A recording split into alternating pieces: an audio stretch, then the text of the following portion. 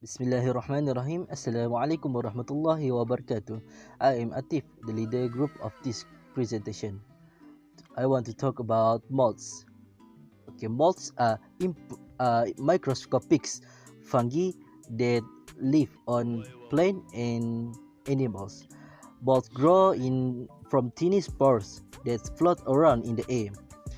Molds can cause biodegradation of natural materials, which can be unwanted when it's become foods, spoilers or damage to property. They also play important things in biotechnology and food science, in the production of various foods, beverages, antibiotics, pharmaceuticals, and enzymes. The advantage of molds are used industrial to produce enzymes that are used in the production of other products. For example, mold can use to make enzyme return that cause mix in for cheese production. But for the disadvantage of this mold, foods that are moldy may also have invisible bacteria growing along with the molds. Yes, some mold cause allergic reaction and respiratory problems, and a few molds it also can produce poisonous substance that can make you sick. So, molds are also important. Molds can disable because they hasten the decomposition of organic matter such as fallen leaf, dead trees, or dead animals. So that's all from me. Thank you. Bismillahirrahmanirrahim. Assalamualaikum warahmatullahi wabarakatuh. My name is Mama Uzair bin Mama Azmi from IC150B. So today I would like to present to you about yeast.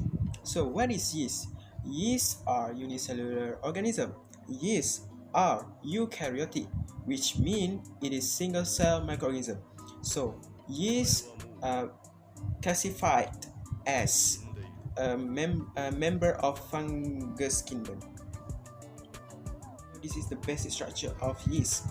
So the cell was made from chitin, and it has a large vacuole and mitochondria, and also cell membrane, and then it has a cytoplasm. So remember, the yeast convert carbohydrate to a carbon dioxide and alcohol in the process that we know as fermentation. The product of this reaction have been used in baking and also in the product of alcoholic beverage for the 1,000 years. Fermentation of sugar by yeast is the oldest and largest application of this technology. So many types of yeast that are used for making variety of food. For example, baker's yeast for bread production, and also brewer's yeast are used for beer fermentation, and also yeast for wine fermentation. Okay, Bismillahirrahmanirrahim. Assalamualaikum warahmatullahi wabarakatuh. I Awang Muhammad Rafizani bin Awang Basri from class IC120B want to present about the content about the bacteria cells.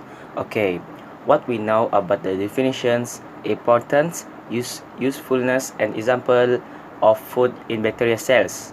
Okay, here is some of the point content to answer it. For definitions, a bacteria species can be divided into several subspecies. There are two subspecies or SSP if the members show minor but consistent difference in characteristic. The scientific names of bacteria are given according to the specifications of the International Code of Nomenclature of Bacteria, and the names is species or genus. Bacteria are unicellular, most of the 0.5 or 105 mm in size, and have three morphological forms. There are three: spherical, corky, rod-shaped, bacilli, and curved, They can form associations such as clusters, chains, two or cells, or threads. They can be motile or non-motile. Okay, for the second content is importance of bacteria cells. Bacteria constitute major important groups. This is not only because many different species can be present in foods, but also because of their rapid growth rates, ability to utilize food nutrients. However, there are 22 groups bacteria cells with the importance, and I take a few examples that are often used in the food industry. The first is lactic acid bacteria, and this bacteria produce relatively large quantities of lactic acid from carbohydrates. For example, is genera Lactococcus. Secondly is propionic acid bacteria, and this bacteria produce propionic acids and are used in dairy fermentation. For example, Propionibacterium fruderensi, like that. Okay, thirdly is proteolytic bacteria, and this bacteria can hydrolyze proteins because they produce extracellular.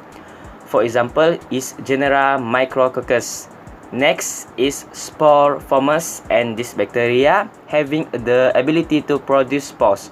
For examples is Bacillus and Clostridium, and the rest is acetic acid bacteria, butyric acid bacteria, lipolytic bacteria, saccharitic bacteria, thermophilic bacteria, psychotropic bacteria, thermodoric bacteria, halotolerant bacteria, aciduria bacteria, osmophilic bacteria, gas producing bacteria, slime producers, aerobes, anaerobes, facultative anaerobes, coliforms, vessel coliform, and lastly is enteric pathogens.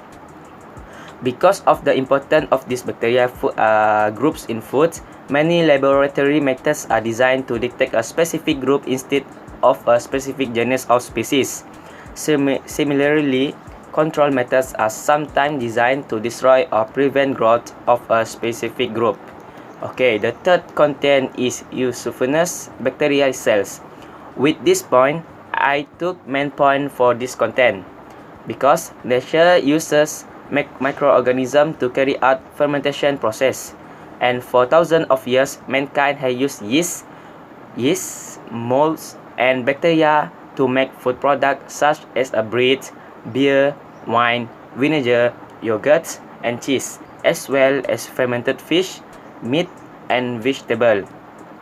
And the lastly is last content is food example in bacteria cells.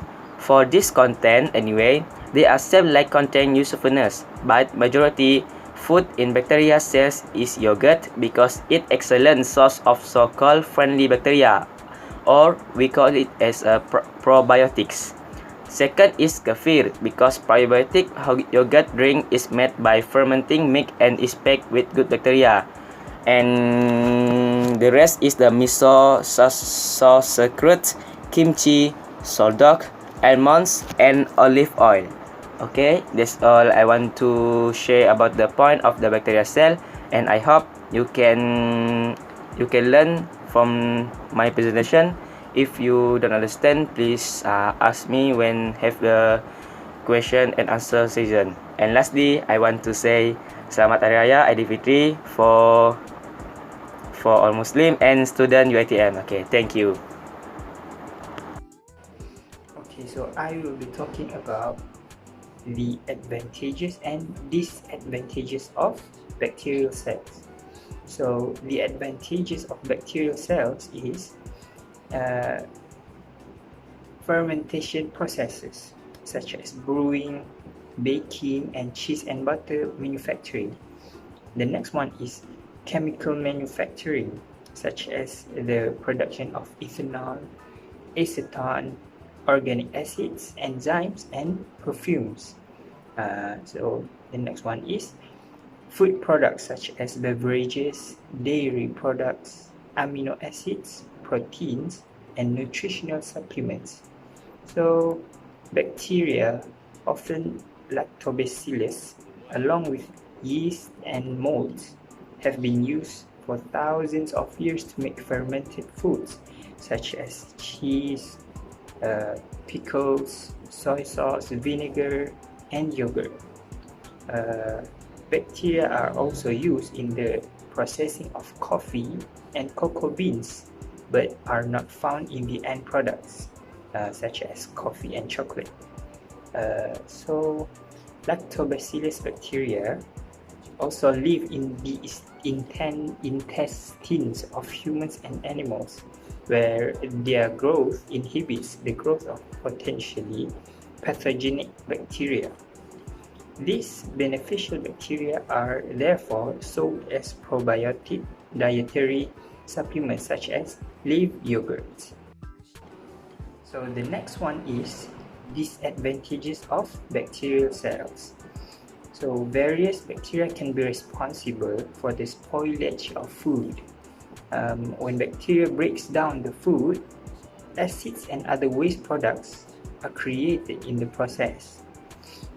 While bacteria itself may or may not be harmful, the waste product may be unpleasant or to taste, or may even be harmful to someone's health. Though there are many more good bacteria than bad, some bacteria are harmful.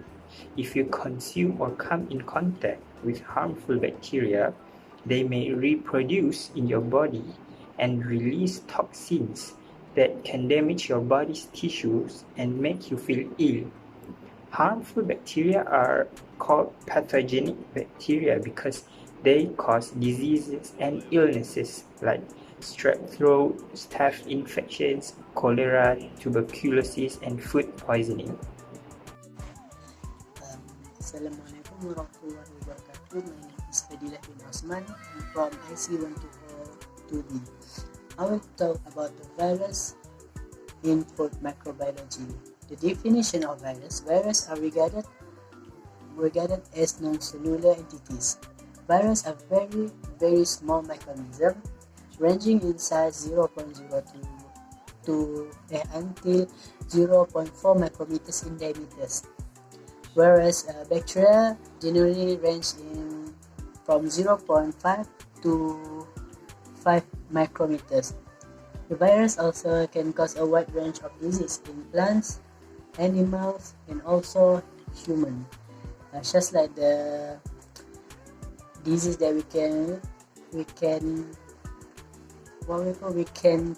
that cause to us, the virus cause to us is just like hepatitis A, hepatitis B. Okay, the use of virus in food microbiology. Food contaminated with virus can trigger the dangerous infection in humans, ranging from mild diarrheal illness to severe hepatitis. So the food contaminated with virus can prevent us from getting the infection, just like diarrheal illness, and also can prevent us from hepatitis when we take the standard size of meal, the food contaminated with virus. And the identification of virus is an important of food safety management and can be performed with molecular biological system. Okay, that's all from me. Thank you. Bismillah. For this part, I would like to share about advantage and disadvantage of virus, and also the importance of virus. So for the advantage, virus have a potency can be reduced and then used as vaccine to eliminate disease such as applied in immunization such as smallpox, hepatitis B, diphtheria. So these fall under 5 children. For the disadvantage of virus, they can several disease. They cause several disease such as Ebola and anything else. So for the importance of virus, why virus is important? So virus are an important means of horizontal gene transfer, which increase genetic diversity in a way analogy to sexual reproduction. So guys, if you want to find out more about this information about this topic, you actually can find it in these two books, which is Fundamental Food Microbiology and then Food Microbiology Principle into Practice. So I will state the title in the description below.